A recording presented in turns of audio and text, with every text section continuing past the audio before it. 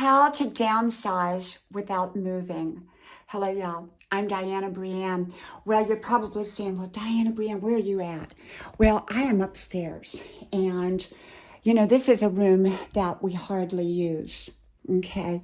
Now, growing up, these are little rocking chairs that belonged to my kids when they were babies, when they were little toddlers. And they would each sit in front of their children's programs and watch TV in their little rocker chairs. And I have little rocking horses and everything like that. But this is a room that I really don't use much. And, I don't use it at all, really. It's kind of more staged, I guess you might say, where you have a room that, rooms that you put things just in the event that someone does come. And yet you rarely, if ever, even come up here. But basically, downsizing in your home. So what do you do when you're downsizing? Well, when you're downsizing, sometimes what happens is you go and you decide to either move or you make changes such as downsizing within your home. Now, when I was growing up, the way we did it was people didn't sell their home. They didn't move out of their house. And most houses were not huge or anything like that. Most houses, had an upstairs and downstairs, but they were smaller. But when the kids moved off and it was just the parents and then even maybe just one person left, often they just shut off rooms. They left them furnished like we do up here. This used to be one of my son's bedrooms.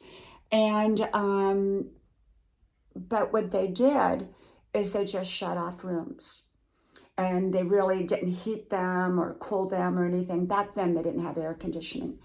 And so often that was what they did.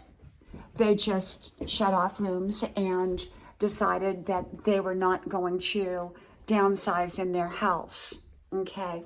And so they just, instead of, moving like people do now, when people think of downsizing, they think of just, moving away to a different house, a smaller house, or an extended care or whatever. And, but in my day, they didn't do that. They did not do that. What they did was that they actually just shut off rooms.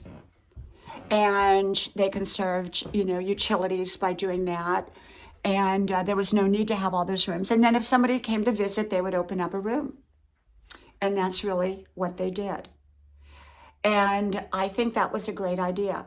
I think some people, it works to, sell their home and move into something smaller. And then for other people, it really is more about holding on to what they've got and keeping what they have. I hope to live in my home here forever.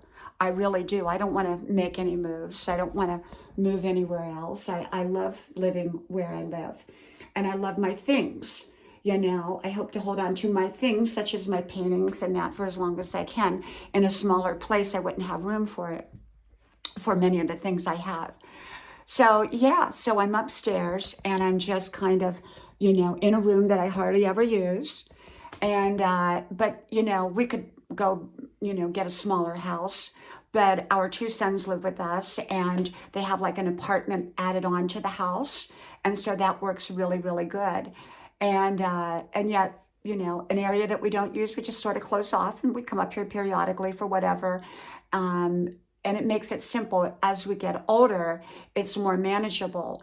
And, why have all these rooms all completely opened up, unless they needed to be used, okay?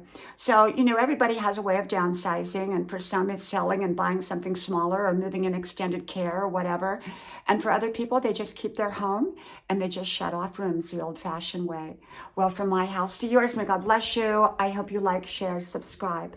And I hope to talk to you soon again. Bye-bye.